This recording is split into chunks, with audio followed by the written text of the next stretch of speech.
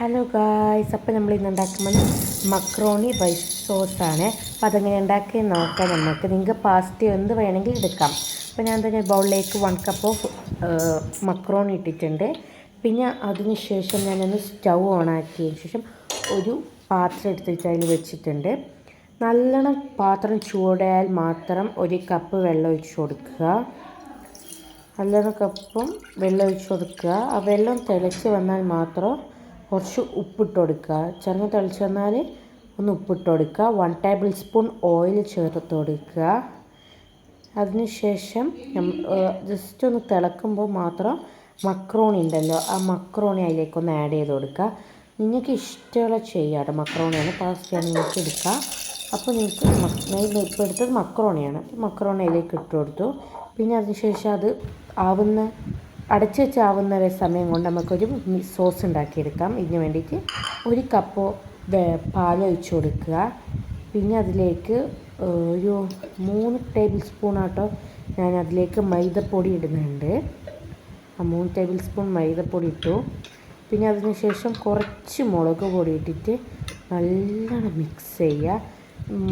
മുളക് പൊടി ഓപ്ഷനല്ല, നമുക്കിങ്ങനെ വൈറ്റായിട്ട് ഇങ്ങനെ നിൽക്കുന്ന ഇഷ്ടമല്ല. അതുകൊണ്ട് ഞാൻ കുറച്ച് മുളക് പൊടി ആഡ് ചെയ്തിട്ടുണ്ട്. അതിനുശേഷം നല്ലോണം ഒന്ന് മിക്സ് ചെയ്യുക. അപ്പോൾ ഇതിൻ്റെ കട്ട പോകാത്തതുകൊണ്ട് ഞാൻ മിക്സിയിലേക്ക് ജസ്റ്റ് ഒന്ന് അടിച്ചെടുത്തിട്ടുണ്ടായിരുന്നു.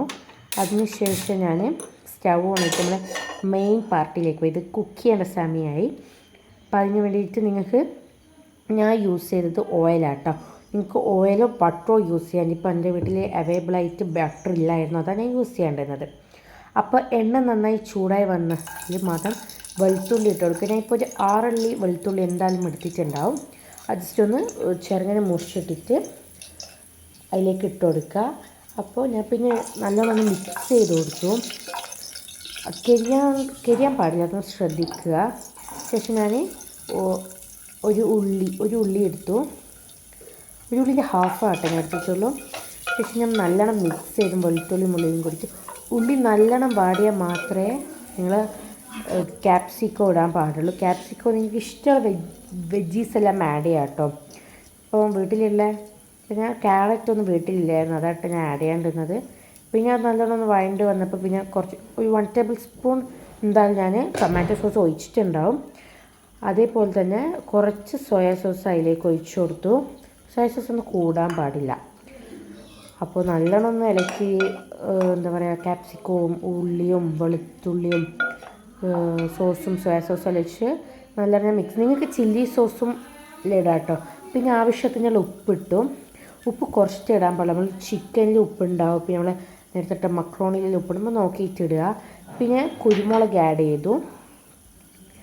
എന്നിട്ട് പിന്നെ ജസ്റ്റ് നല്ലോണം മിക്സ് ചെയ്യപ്പോൾ നമ്മൾ മെയിൻ മിക്സ് ഒഴിച്ച് കൊടുക്കും. നേരത്തെ നമ്മൾ മിക്സ് ചെയ്ത് വെച്ച പാലെല്ലാം കൂടിയിട്ടുള്ള ആ മിക്സ് അതിലേക്ക് ഞാൻ ഒന്ന് ഒഴിച്ചു കൊടുത്തു. അത് ഒഴിച്ച് കഴിഞ്ഞാൽ നമ്മൾ ജസ്റ്റ് നല്ലോണം ഒന്ന് ഇളക്കി കൊടുക്കുക. ഒരിക്കലും കൈവിടരുത്, നല്ലോണം ഇളക്കി കൊടുക്കുക. അത് ഇളക്കി അതിൻ്റെ പരിവാകുന്നവരെ നല്ലോണം ഇളക്കി കൊടുക്കുക. എന്നിട്ട് അതിലേക്ക് ചിക്കൻ ആഡ് ചെയ്ത് കൊടുക്കുക. ഞാൻ വേവിച്ച ചിക്കൻ ആട്ടോ, മുളകും ഉപ്പും ഇട്ടിട്ട് വേവിച്ച ചിക്കനാണ്. എനിക്ക് ഡയറക്റ്റ് പൊരിക്കുകയും ചെയ്യാം മസാല ആക്കിയിട്ട്. ഞാൻ ആ മക്രോണി അതിലേക്ക് ഇട്ട് കൊടുത്തു. പിന്നെ ഇനി പൊടിച്ചിട്ട് നല്ലോണം ഒന്ന് കുത്തി നല്ലോണം മിക്സ് ചെയ്തെടുത്തു.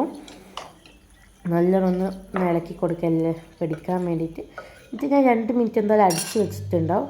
അപ്പോൾ ഞാൻ ഇത് ട്രൈ ചെയ്യാൻ പോവാണ്. അപ്പോൾ ഞാൻ ട്രൈ ചെയ്ത് നോക്കിയപ്പോൾ അടിപൊളി ഐറ്റം, സൂപ്പറാണ്. എല്ലാം ട്രൈ ചെയ്തൊക്കെ please like and share, subscribe.